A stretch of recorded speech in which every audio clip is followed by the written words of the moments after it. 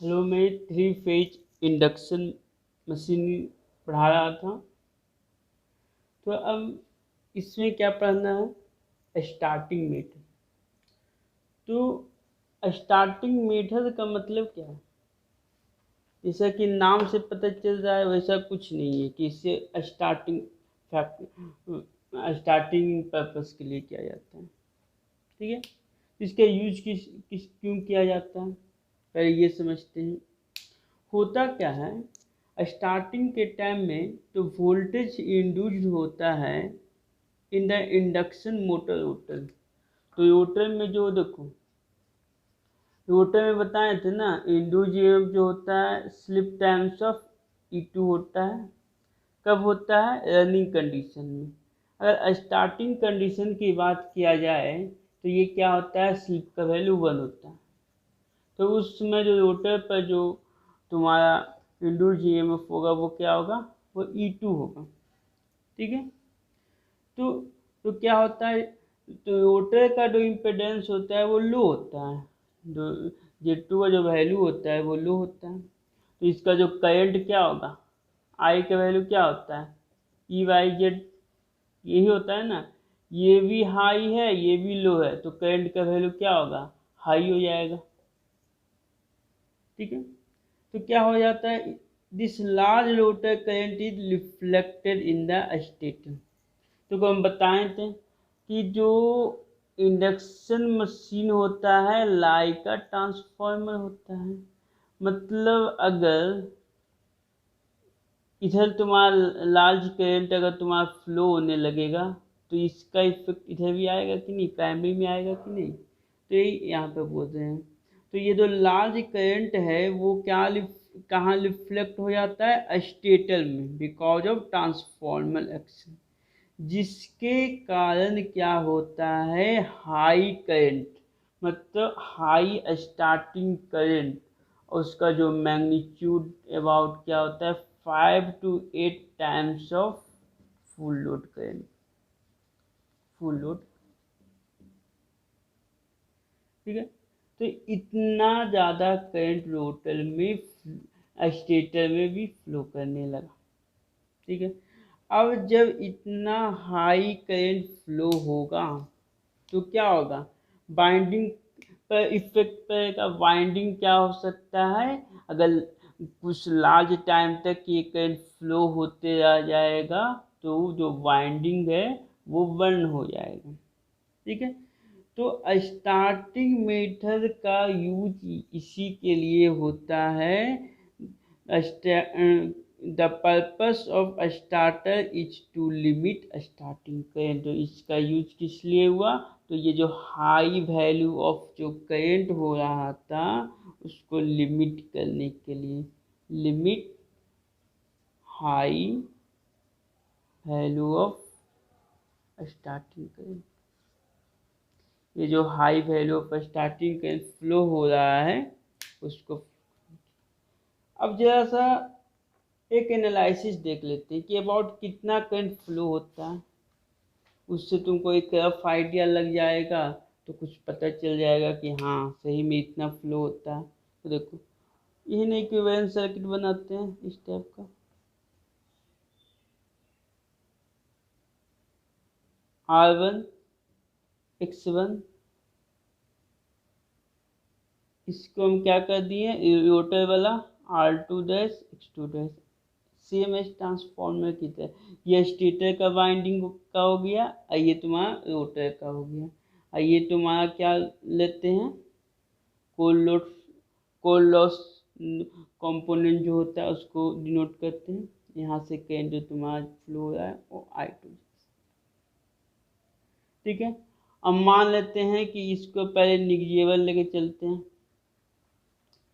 ठीक है। मतलब यहाँ पे का जो करंट था I2' और I2 इक्वल होगा। तो देखो इस ये अगर वोल्टेज V1 है तो इसका वैल्यू कितना हो जाएगा, V1 upon square root of R01 square plus X01 square. R01 क्या हो गया, ये दोनों का इक्विवेलेंट X01।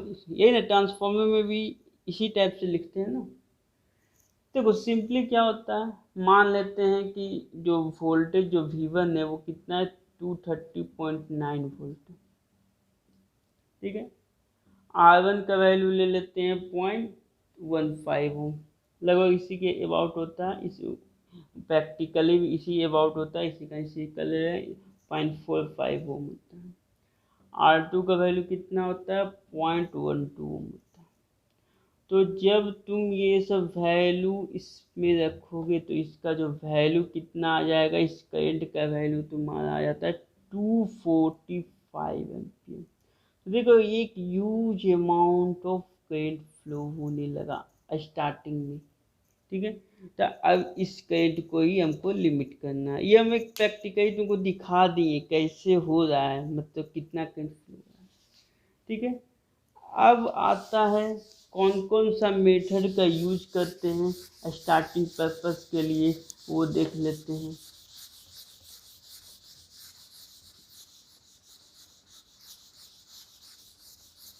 जो ऑब्जेक्टिव क्वेश्चन पूछा जाता है कि स्टार्टर का यूज किस लिए किया जाता है, तो वहाँ पर डायरेक्ट ऑप्शन ये लिखा हुआ रहेगा स्टार्टिंग पर्पस के लिए, नो ये इसका स्टार्टिंग पर्पस के लिए यूज नहीं किया जाता है, ठीक है।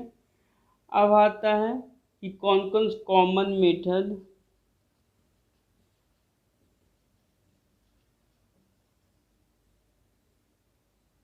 टू बी एम्प्लॉय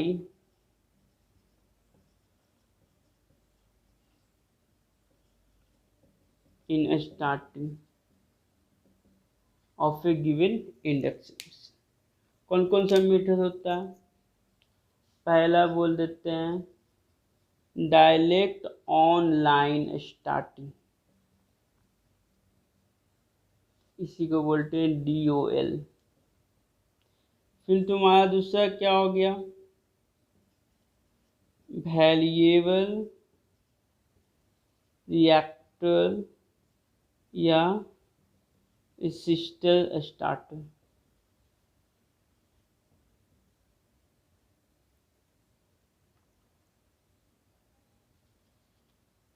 फिर तुम्हारा क्या हो गया, ऑटो ट्रांसफॉर्मर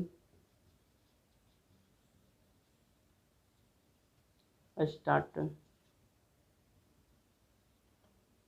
फिर तुम्हारा कौन सा हो गया, स्टार डेल्टा स्टार्टर्स। एक और तुम्हारा होता है रोटर रेसिस्टेंस स्टार्टर,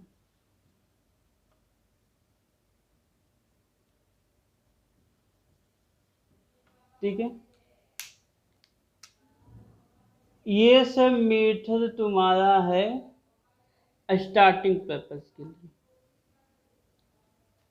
तो जो 1 to 4 जो एप्लीकेबल है, slip ring induction motor plus square cage induction motor, दोनों के लिए एप्लीकेबल है। ये जो तुम्हारा एप्लीकेबल होगा केवल स्लिप रिंग इंडक्शन मोटर में, कंस्ट्रक्शन में ही बताए थे कि स्क्वायर केज इंडक्शन मशीन में हम बाहर से रेसिस्टेंस को ऐड नहीं कर सकते, ठीक है। अब हम आगे बढ़ते हैं, तो हम बारी बारी से ब्रीफ डिस्कशन करेंगे ये सब मेथड का जो यूज होता है किस टाइप का होता है, ठीक है।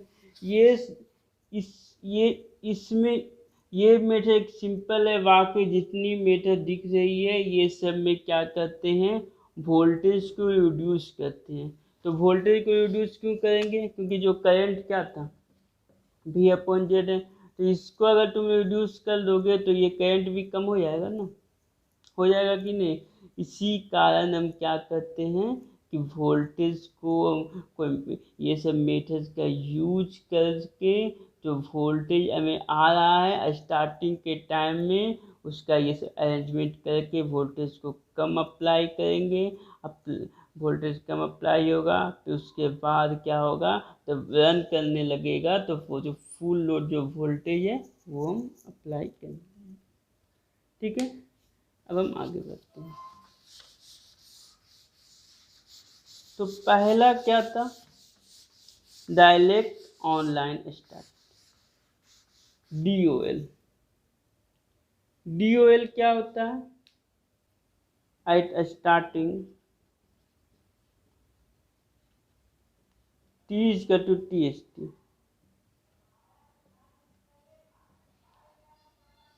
and I2 is equal to I2ST। ठीक है, तो ये टॉर्क क्या बताए थे?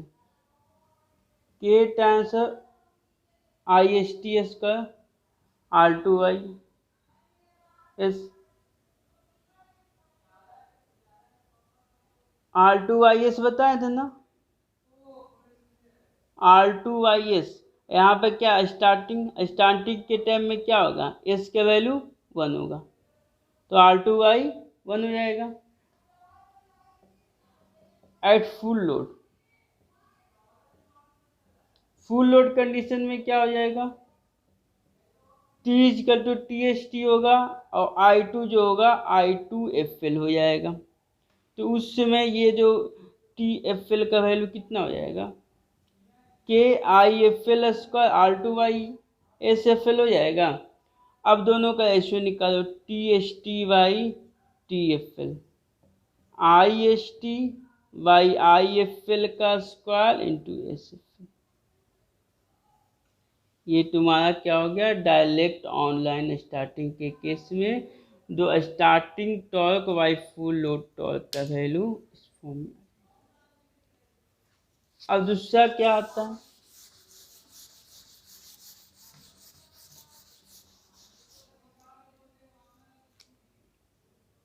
दूसरा star delta starting. Star delta starting में क्या कहते हैं? ये जो मेथड होता है वो एप्लीकेबल होता है to start the induction motor whose winding are design to operate with delta under running condition. जो इसका वाइंडिंग जो क्या होगा, वो डेल्टा में वो रनिंग कंडीशन में ऑपरेट करेगा। मतलब हम इसको स्टार्ट करेंगे स्टार की तरह और फिर जब रन करने लगेगा तो वो डेल्टा में चलेगा। तो वो क्या होता है, हम बताए थे, जो स्टार के केस में वो जो लाइन करंट और फेज करंट इक्वल होता है, और डेल्टा के करंट केस में जो लाइन करंट होता है वो 3 टाइम्स ऑफ फेज करंट होता है। ठीक है, तो देखो डेल्टा के केस में क्या करते हैं, IST जो फेज होगा वो V1/Z01, ठीक है, फेज करंट। लेकिन जो लाइन करंट होगा वो क्या होगा? 3 टाइम्स ऑफ फेज करंट होगा, मतलब 3 टाइम्स ऑफ V1/Z01 बोल दें। ठीक है, अगर स्टार है, ठीक है, तो उसके केस में IST लाइन और IST फेज दोनों क्या होगा? इक्वल होगा। तो इसके केस में जो तुम्हारा IST, तो इसका क्या देखो, फेज करंट क्या है, देखो ये V क्या है? लाइन वोल्टेज है। और तुम्हारा पता है स्टार के केस में क्या होता है, जो फेज वोल्टेज होता है लाइन वोल्टेज अपॉन Z01, मतलब V1/√3/Z01। अब तुम निकालो IST जो स्टार IST इन डेल्टा, तो दोनों को डिवाइड करो। √3 क्या है स्टार के केस में? V1/√3/Z01 V01/Z01, मतलब कितना हो जाएगा? 1/3 हो गया ना। मतलब करंट की देखो स्टार से तब स्टार में अगर तुम्हारा स्टार्ट किया जाएगा तो करंट किया हो गया डेल्टा का 1/3 हो गया। तो अब तुम ये इक्वेशन पीछे बताए थे, TST/TFL IST/IFL का स्क्वायर इंटू SFL, मतलब क्या हो गया? 1/3 ISC/IFL का होल स्क्वायर इंटू SF, ये तुम्हारा हो गया। अगला है ऑटो ट्रांसफॉर्मर स्टेप।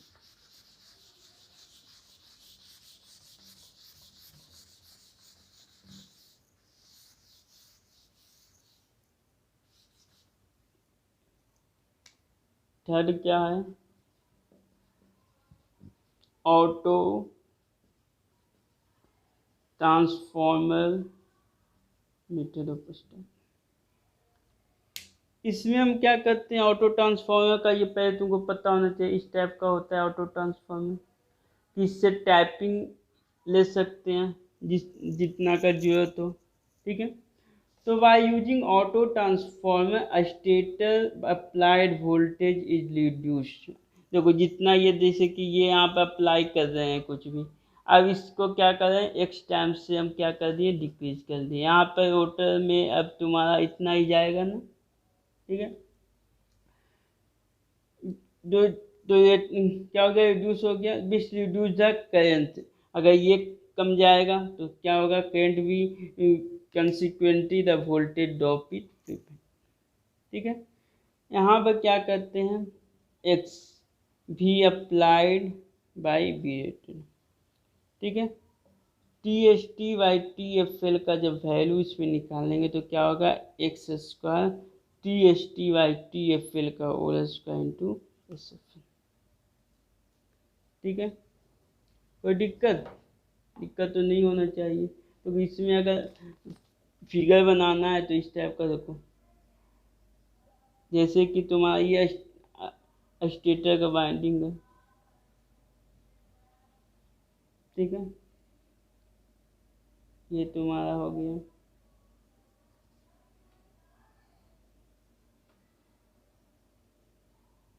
यहाँ से कनेक्ट करो,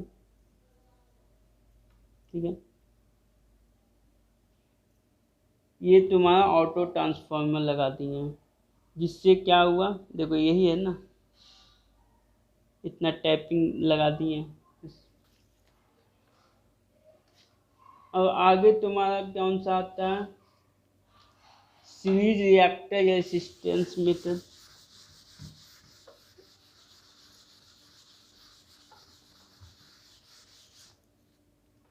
क्या है,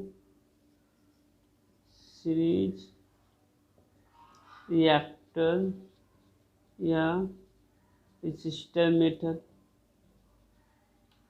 इसमें क्या करते हैं, in this method external resistance are connected. जैसे ये जो तुम्हारा जो बाइंडिंग था इस टाइप का था ना, ठीक है।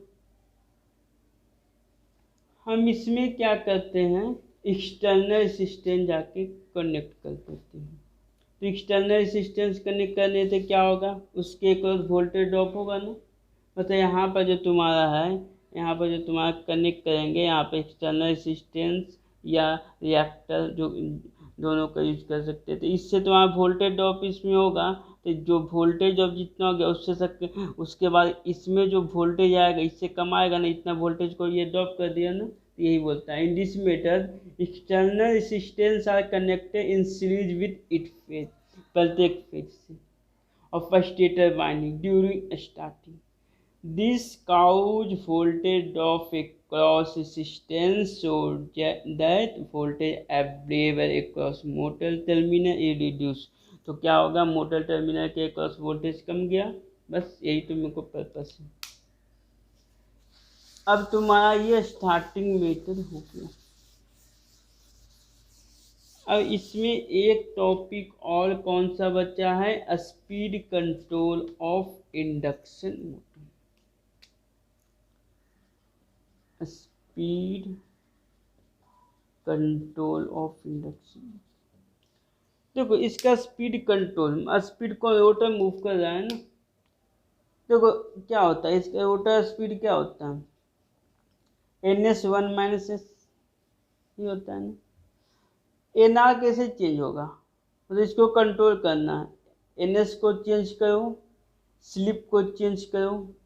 अब आता है कि अब स्लिप को कैसे चेंज कर सकते हैं, सिंक्रोनस स्पीड NS को कैसे चेंज कर सकते हैं।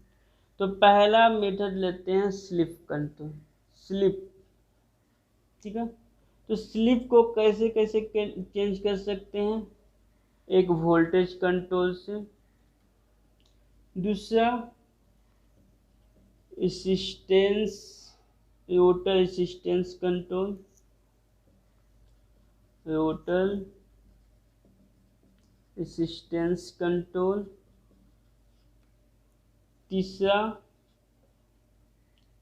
Rotor EMF injection. तो रोटर रेसिस्टेंस कंट्रोल किस में यूज करेंगे, बाउंड रोटर इंडक्शन मशीन में, पहले ही बता दिए थे कि जहाँ पर भी रोटर रेसिस्टेंस का बात आएगा वहाँ पर बाउंड रोटर का यूज करेंगे।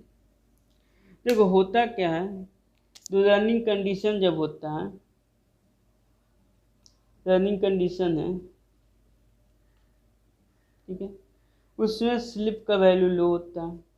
स्लिप का वैल्यू लो होता है तो उसमें बताए थे टॉर्क पर पोजिशन हो जाएगा S V square by R two. ये था ना जो ये फॉर्मूला था, टॉर्क का इक्वेशन क्या था, K V slip into V square R square plus slip times F2 का स्क्वायर। ये लो है तो इसको हम क्या कर दिए थे, नेग्लेक्ट कर दिए थे, तो यही टर्म बचा था ना, ठीक है। मतलब अगर तुम्हारा क्या है, टॉर्क कांस्टेंट है, टॉर्क को तो चेंज नहीं करना, तो एस वी स्क्वायर कॉन्स्टेंट हो जाएगा। मतलब क्या हो गया, S one V one square और S two V two square. अगर एस टू का निकालना है तो क्या होगा, S one V one by V two का होल स्क्वायर, होगा ना। मतलब तुम वोल्टेज को चेंज करोगे तो स्लिप चेंज हो जाएगा, स्लिप चेंज हो गया तो तुम्हारा स्पीड चेंज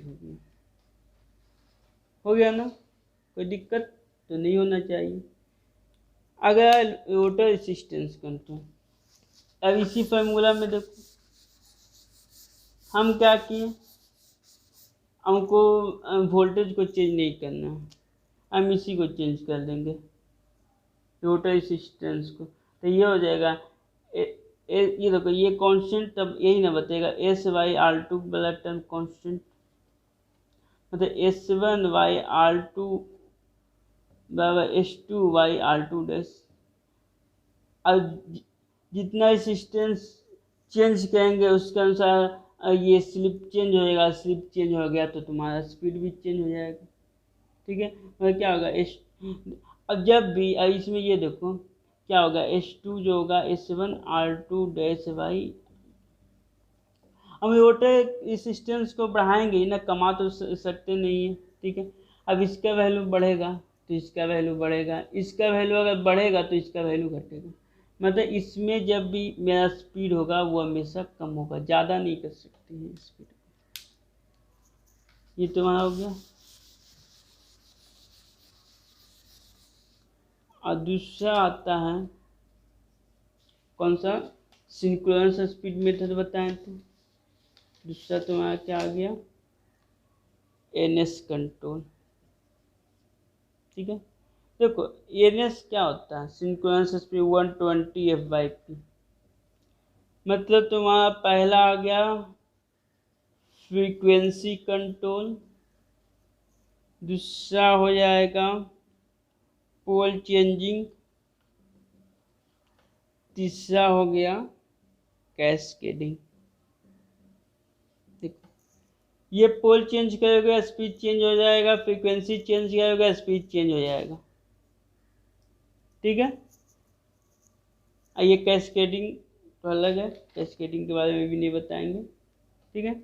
अगर क्या होगा, अगर तुमको फ्रीक्वेंसी को डिक्रीज करोगे तो स्पीड क्या हो जाएगा, डिक्रीज हो जाएगा, एनएस डिक्रीज होगा तो एनआर डिक्रीज हो जाएगा, ठीक है। अगर फ्रीक्वेंसी को इंक्रीज करोगे तो एनएस इंक्रीज होगा, एनएस इंक्रीज होगा तो एनआर डिक्रीज होगा। लेकिन हमेशा इसका यूज करते हैं बिलो रेटेड स्पीड से, क्योंकि फ्रीक्वेंसी को बढ़ाया लगभग नहीं जाता है, इसी का इसको बिलो रेटेड स्पीड से, ठीक है। एक तुम्हारा आता है constant V by F control. इसमें क्या होता है कि टॉर्क कांस्टेंट होता है, तो N S minus N R तुम्हारा कांस्टेंट होगा। ठीक है, अब ये तुम्हारा 3 फेज इंडक्शन मशीन का टोटल टॉपिक कवर हो गया है। अब एक मशीन टॉपिक में तुम्हारा सिंक्रोनस मशीन बचा है। सिंक्रोनस में ज़्यादा नहीं पढ़ना है, बैकिंग प्रिंसिपल और कंस्ट्रक्शन पढ़ना है। Thank you.